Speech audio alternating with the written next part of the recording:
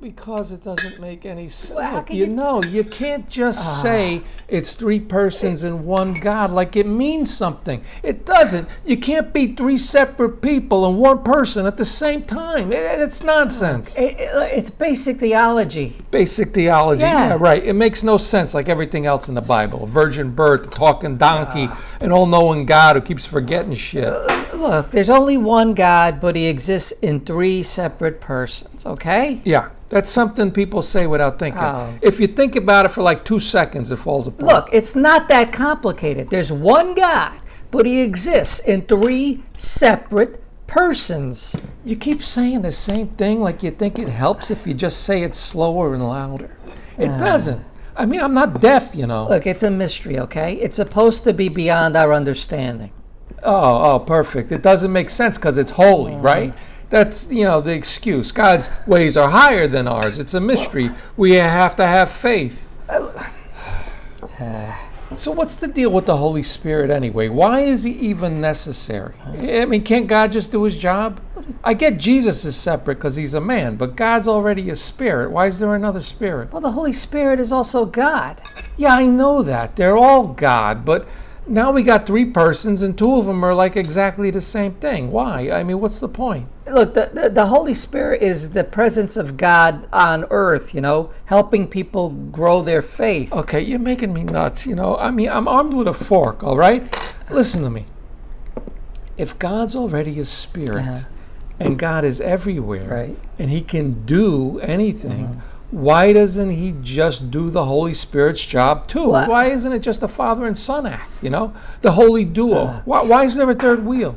Look, it's God the Father creates, the Son redeems, and the Holy Spirit sanctifies. Different roles, same divine essence. That's how it works. But there's an unnecessary extra ghost. They have different jobs. So what are you saying? God can't do the stuff that the Holy Spirit can do? I mean, yes. I mean, okay, look, God can do it, obviously. He's God. But he chooses to work through the Holy Spirit, who is God, but not the Father or the Son. But, he's still totally God. I don't know if it's the garlic and these meatballs or it's this stupid freaking conversation. I need an Alka-Seltzer. Sorry, we're out. I finished it the other day when we were talking about Noah's Ark. All right, fine. Let's say I buy it. One God, three persons, whatever.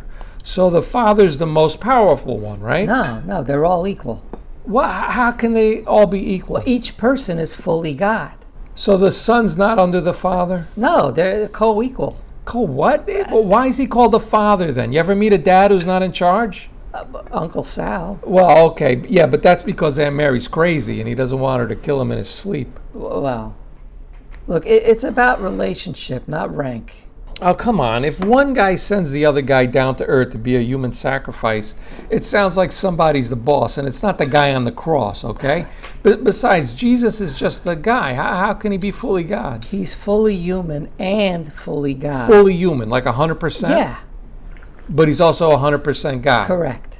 Yeah, you can't be more than 100% of anything. Unless you're God. So in heaven, 2 + 2 = 5? No, you can't change math. 2 + 2 = 4, right? Right. Even in heaven. Well, yeah. But 3 = 1.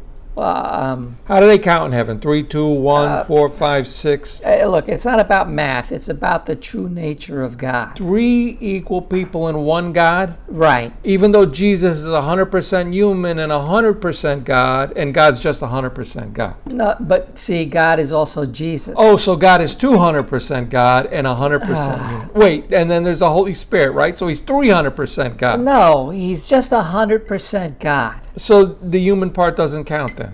I guess not. So when Jesus was a baby, he was fully God? Yeah, of course. So the creator of all things couldn't talk and he was crawling around on all fours pooping his diaper? Well, look, we don't know that. I'm guessing he wasn't confined to the same limits as a normal baby. He probably had the sensibilities of an adult.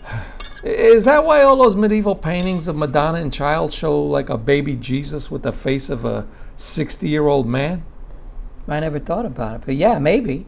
I mean, going by those paintings, he was one ugly baby. I mean, you'd think God would have been a cuter baby, right? Well, he was probably very handsome. Yeah, handsome baby. Yeah, no, that doesn't work. Yeah, he would have looked like Brad Pitt and Benjamin Button. Remember the beginning of that movie? I mean, even if you put Brad Pitt's handsome face on a baby, it's a freaking horror show. Well, that's true. That's probably when you see an ugly baby, you instinctively just go, Jesus Christ. Well, look, we just don't know. There's nothing written about Jesus as a kid. But why not? You'd think a talking baby with a tiny man's head who could walk on water and heal people would have at least made the local paper. Wait a minute, Jesus is his own father? No, I keep telling you, they're completely separate people. But they operate as one complete God, right? Individually or together. Yes, they're all equally powerful and all-knowing. So why did he pray to himself then? Huh? I mean, if each person is fully God with all the knowledge and powers of God, why has he got to ask himself a question? And then visit himself as the Holy Spirit to give himself a message from himself? Look, I know it sounds confusing, but it's the foundation of the faith, okay? No, it's not confusing. It's just crazy. You see, you got three guys who are all the same guy talking to each other and sending messages to each other like they forgot who they are. That's not true. Look, Jesus is getting baptized, right? And God's up in heaven like, wait, is that my son down there? No. So he sends the Holy Spirit, who's also him, like a divine UPS guy, to tell Jesus, who's, also him, hey, you're the Messiah. And then Jesus is standing there half naked in a lake going like, what? I'm what now? Oh, Jesus.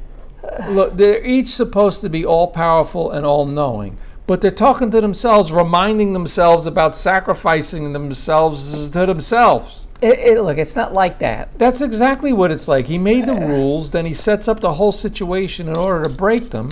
Then he kills himself for breaking them as an atonement. And now we got to believe he did that so when we die, we can spend eternity thanking him for it. No, you're twisting it all around. Am I? I'm just saying it back to you in plain English, see? You take out all the thous and the veriles and you stick in a few these, dems, and those, and suddenly it doesn't sound so holy anymore, right? It's just nuts.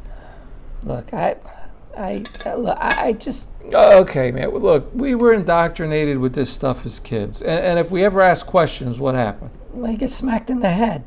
Right. And then the priest would send you to the back of the church. You'd spend the rest of the afternoon saying Hail Marys and Our Father. Well, yeah, for hours sometimes. Right. And by the time you got home, the cartoons were over. Your dad's watching golf. It just wasn't worth it.